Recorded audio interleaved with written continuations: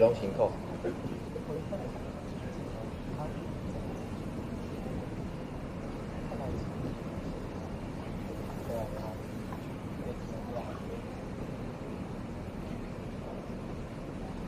欢迎长官。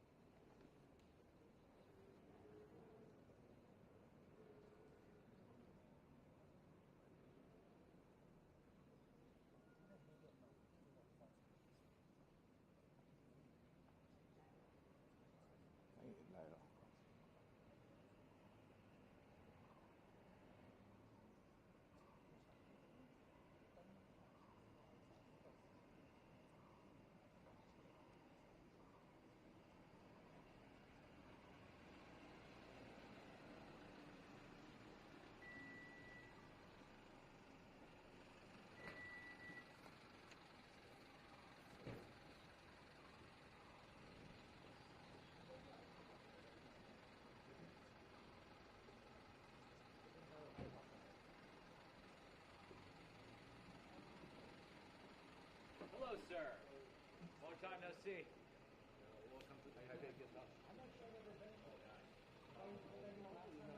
The last time you were here, we were having dinner. Okay, that's right. That's right. Joseph, you didn't have to roll out the red carpet. Thank you, John.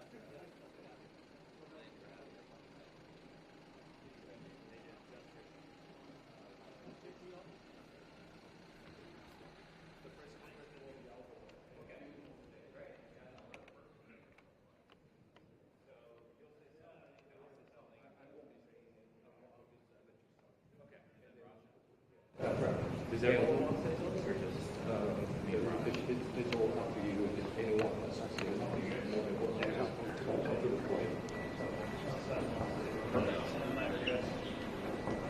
Let's welcome the arrival of the Foreign Minister and the U.S. Congressional Delegation.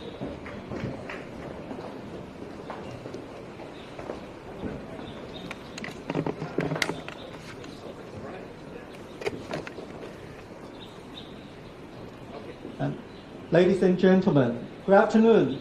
Welcome to the press event for the U.S. Bipartisan Congressional Delegation led by Chairman Mike Gallagher of the House Select Committee on the strategic competition between the United States and the Chinese Communist Party. First, please allow me to introduce our distinguished guest, Minister of Foreign Affairs, Dr. Joseph Wu, Representative Mike Gallagher, Chairman of the House Select Committee on the CCP, Representative Raja Krishna Muti, Ranking Member of the House Select Committee, Representative John Mulenar, Representative Seth Morton, Representative Dusty Johnson. And in the beginning, I would like to invite Minister Wu to address the audience. I didn't realize that I have to say anything, but I want to welcome the distinguished member of the Select Committee to come to Taiwan. As we know very well, Taiwan has been under tremendous military, economic, and also hybrid coercion by the PRC. And therefore, for us, China or the PRC is a prime issue for us. And the committee led by Chairman Mike Gallagher has been a tremendous supporter of Taiwan. And we would like to welcome them to Taiwan to speak about our bilateral relations with the United States, to speak about the regional situation, and most important of all, we want them to tell us how Taiwan and the United States are going to work closer with each other in order for us to be able to deal with the coercion presented by the PRC. And on behalf of the Ministry of Foreign Affairs, I would like to extend my most sincere welcome to the members of this Select Committee. And now, let me invite the chairperson. Thank you so much. It's truly an honor to be here today, and this is my second trip to Taiwan. It's the ranking member's second trip to Taiwan. Slightly less fanfare traveling with me than with the Speaker of the House, Pelosi, at the time. Seth has been here. This is his second trip. We have two that are coming for the first time, but it's an amazing, amazing place. And I was eager to come back and look forward to many return journeys in the future. We had a fantastic meeting with President Tsai. She's been a remarkable friend and partner, and really a partner of this committee, because one of the biggest and first things we did was welcome President Tsai at the Reagan Library in the United States for a day that really set the tone for our entire committee's work, and what a historic and remarkable presidency she has had. We also had a great meeting with President-elect William Lai, and we're very excited about just the opportunity to continue to deepen the partnership between the United States and Taiwan, and very confident that that will happen in the future. What you're seeing here today is a group of legislators, Democrats and Republicans, here on, I think, fundamentally a mission of peace, thinking through what we can do to enhance peace and stability across the Taiwan Strait. And the closer that we interact, legislators in America, legislators in Taiwan, I think the better chance we have at preserving the peace. And in the committee's work, it's clear that the foremost threat to peace and stability across the Taiwan Strait is the increasing aggression of the Chinese Communist Party. That is the mission we've been tasked with, is understanding that threat and figuring out ways we can, in bipartisan fashion in the United States, combat it in pursuit of peace. And one of the things I said in the very first hearing we ever did, I drew attention to something that an obscure Chinese academic wrote in 1991 in a book called America Against America. This was a critique of the nihilism and internal conflict he found at the heart of American society. These days, that academic is one of the most powerful men in the world, and his name is Wang Huning. He's a member of the 7-person Politburo Standing Committee, which is the highest governing body within the CCP. It occurs to me, after a year of doing this with my friends, that America Against America also describes the strategy that Wang, that Xi Jinping, and the CCP have pursued in the years since, in America, in Taiwan, and around the world. The strategy of pitting people against each other to undermine our countries and our resolve. It's also the strategy they pursue on the international stage. Divide and conquer. Divide countries, divide allies, divide partners, divide the free world. But being here today, I am extremely confident that that strategy is failing. Standing here together, we are evidence of that failure. Democrats and Republican, blues and greens, the people of Taiwan and the people of America united against authoritarian aggression. There's a saying, dictatorships like that which we see in China are much like ducks. On the surface, they appear calm and steady, but underneath, out of view, there's a lot of chaos. In contrast, thriving democracies are like the ocean.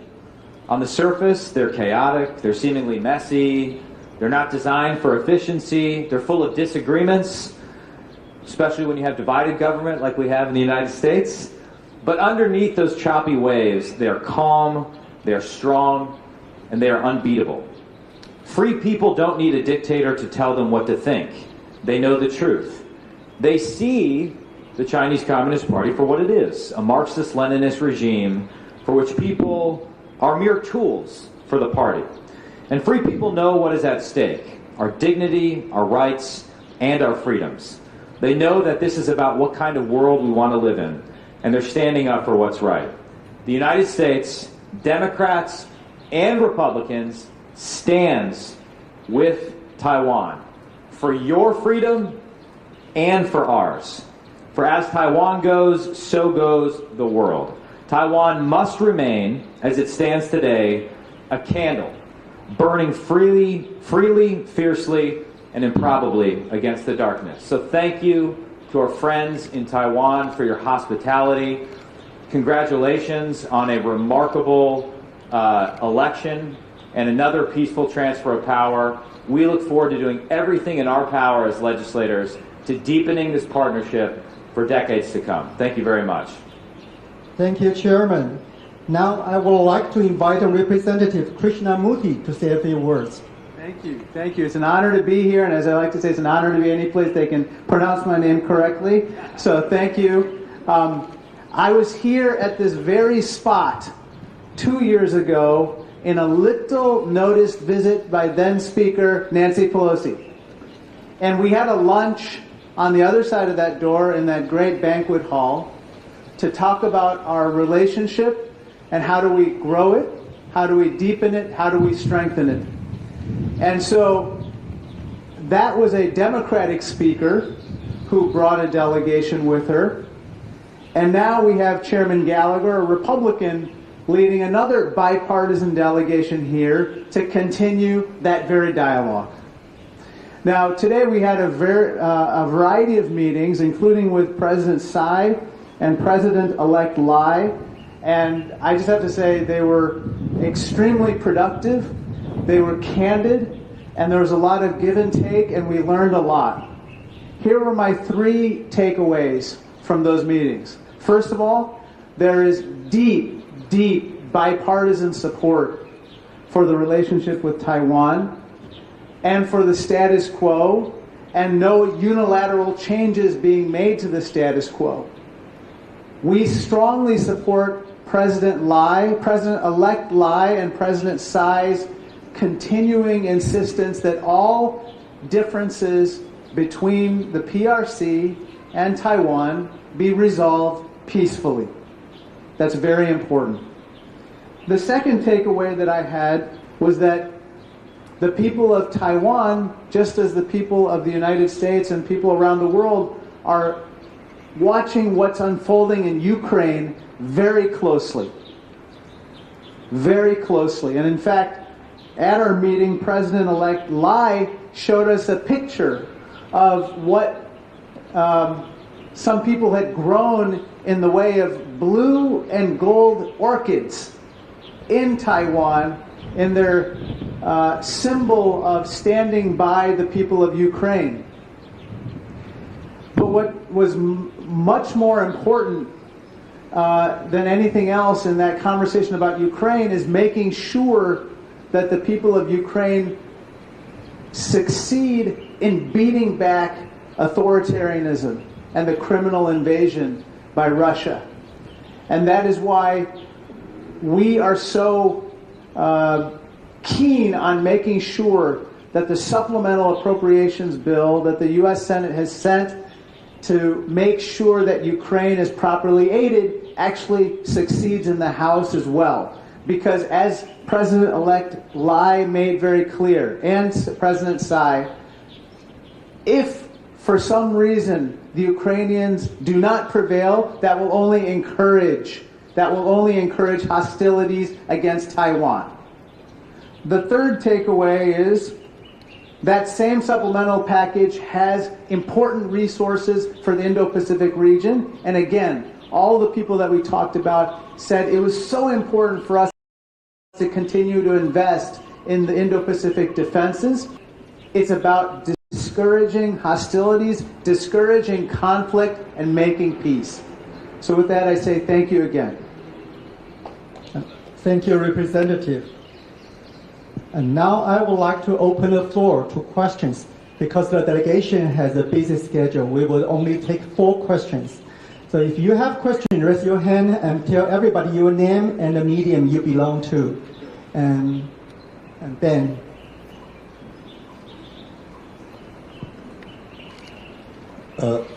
Thank you. I'm Ben Blanchard from Reuters.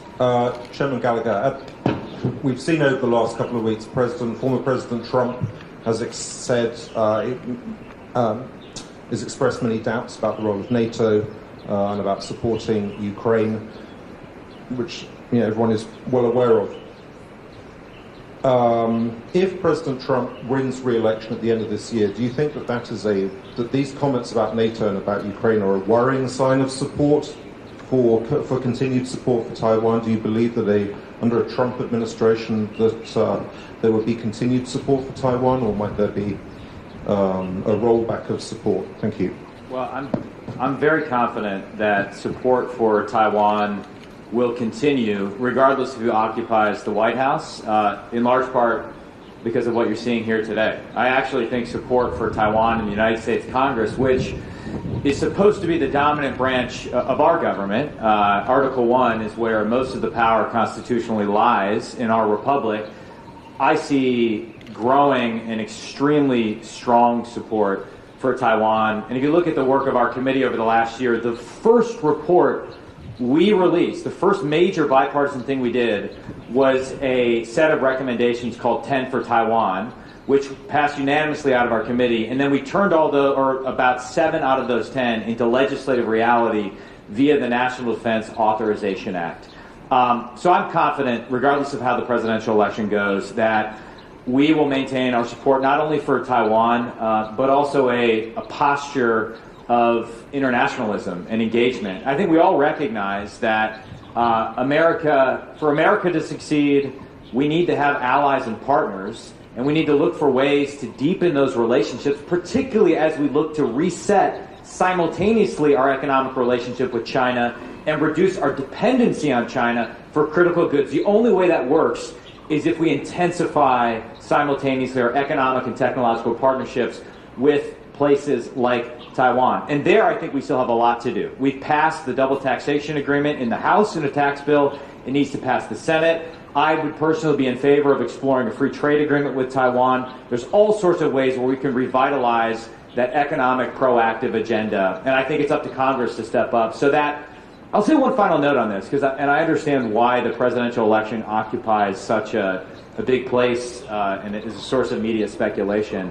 We've had kind of a debate in the last few months about certain things like, what are the guardrails we should put on American investment in China? Should we adopt a stricter set of guardrails? And we get a lot of pushback from Wall Street and people in corporate America. But something I say to them is that it's actually better for Congress to step up and legislate a solution to this, even if you may disagree with it or maybe a little bit more strict than you would have come up with. Because if Congress does it, if the legislature steps up and does it, it will last far beyond a change in a presidential administration. Otherwise, we go back and forth wildly between executive orders, and that's just a recipe for chaos. So my confidence stems from the fact that on our committee, we've had a great degree of bipartisanship, and I want to make absolutely clear that I think the people of Taiwan should be confident that America stands with them, even as we sort through a very intense political season domestically.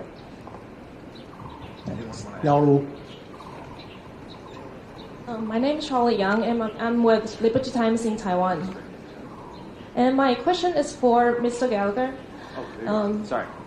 We're seeing China's expansion in the Indo-Pacific region, luring countries with diplomatic ties with Taiwan. More recently, Nauru and possibly Tuvalu. What's U.S.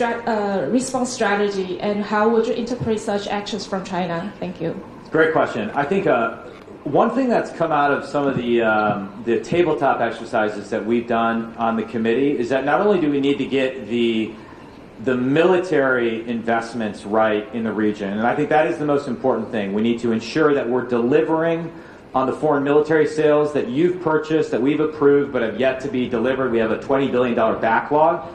That's probably the biggest thing we can do to deter China and reduce its aggression.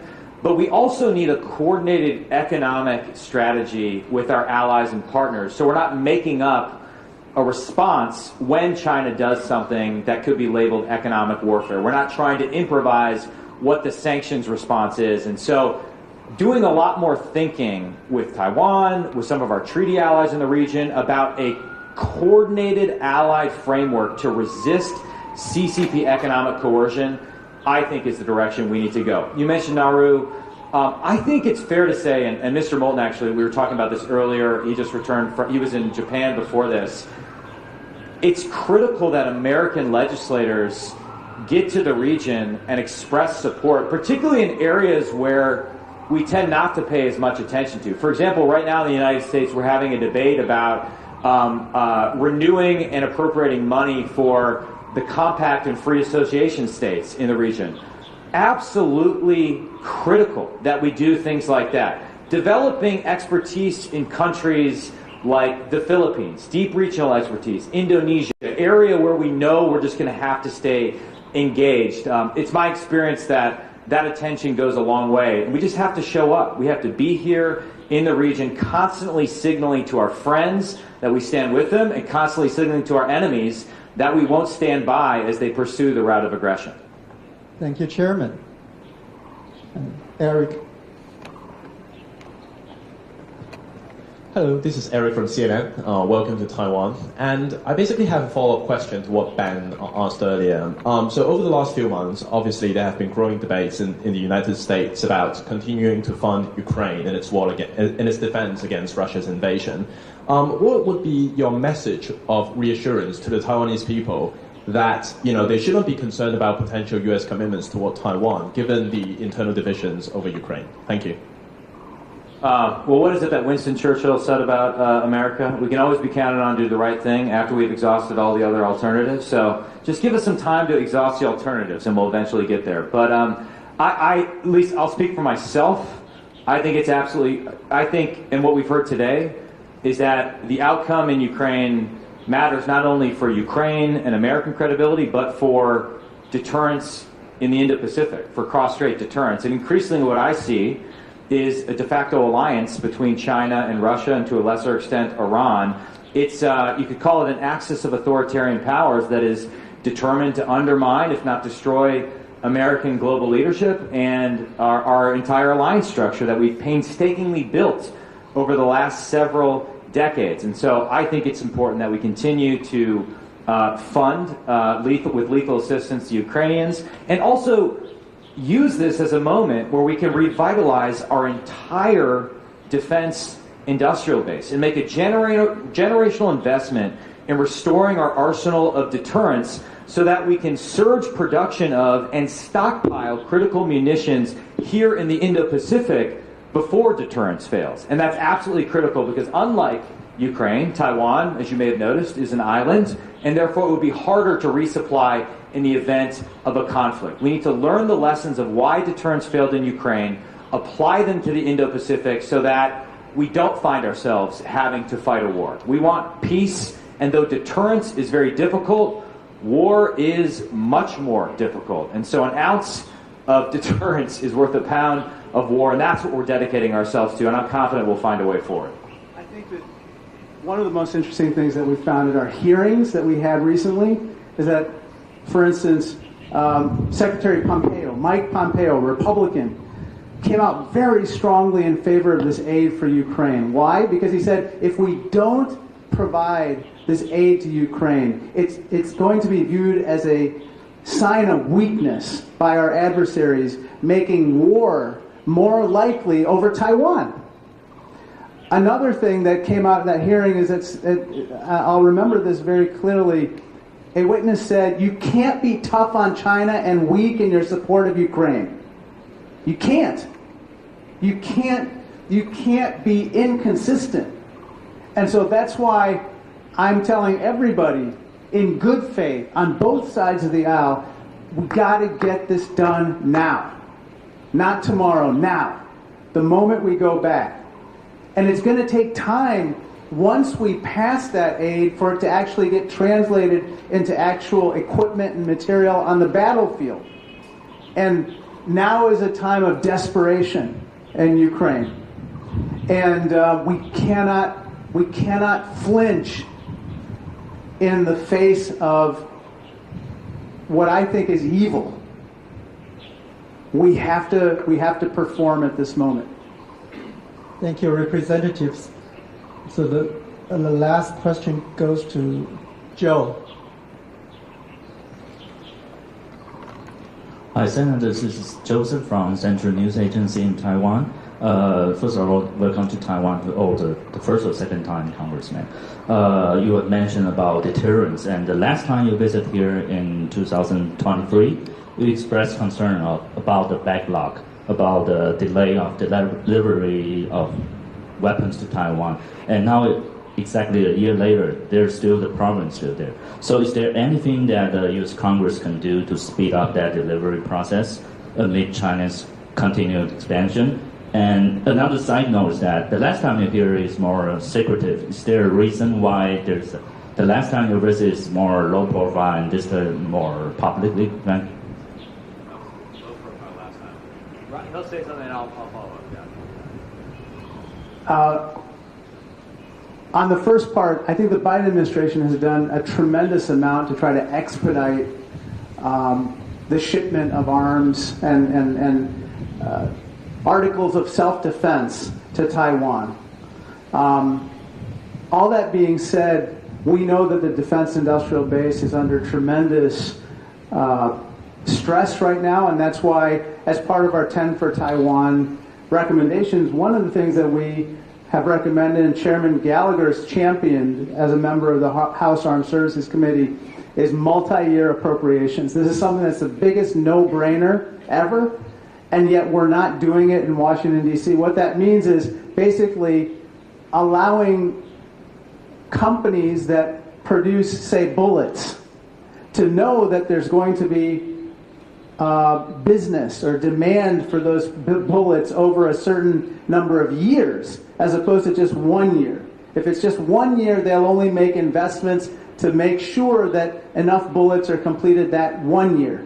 But what we're realizing is that we need it over an extended period of time. So that's the fundamental challenge that we have. But another thing that we talked about is that we should start thinking about what we can co-produce here in Taiwan with regard to those items where perhaps you don't need a lot of intellectual property to be transferred, but you do need industrial capacity to be dedicated to it. So for instance, 155 artillery. This is an incredibly short supply around the world. We know this in Ukraine to be the case. And Taiwan could be a potentially great partner in the production of 155 millimeter artillery. But there's so many other attritable items. These are items that we know would be required for deterrence that they can make locally, and that we don't have to worry about necessarily stressing the supply chains in other parts of the world. Mike?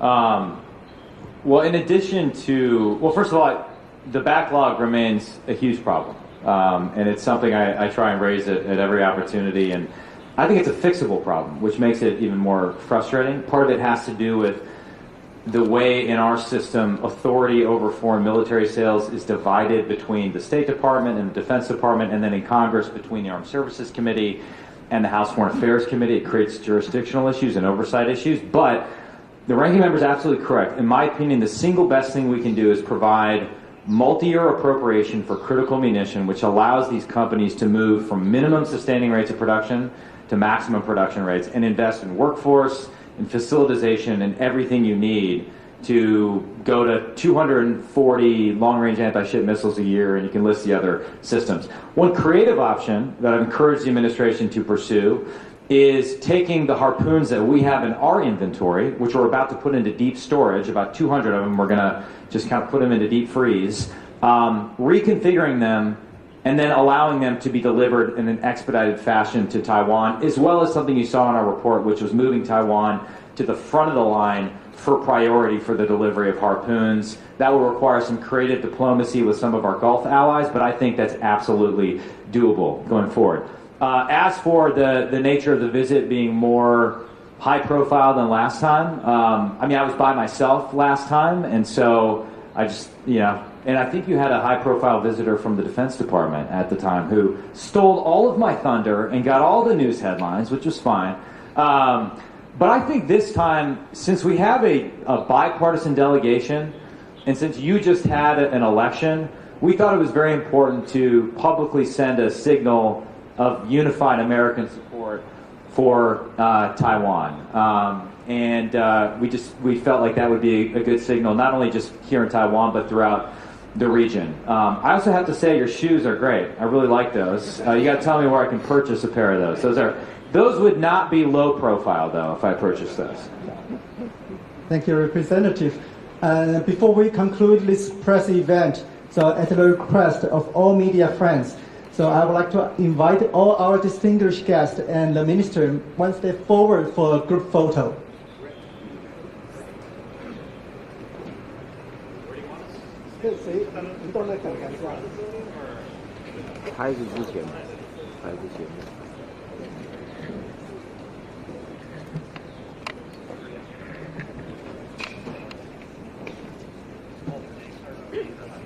Okay, please up here. 3, 2, 1.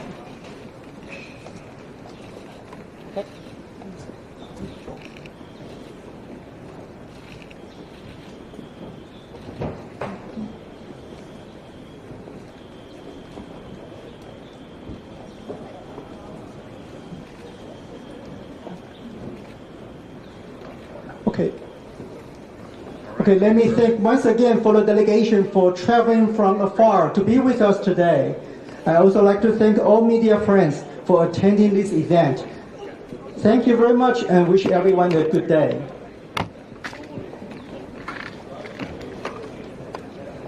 Thank you so much. Thank you. Thank you for your very well done. Yeah, of course. So, great. That's just cool. Wait, so it's open to the public? Like people? Oh, it's not open. Hi, good job. Yeah.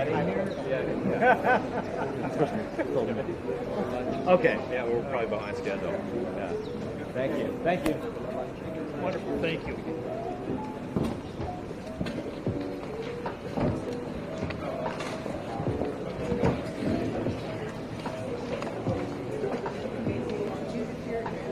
看外面就好，就这样子。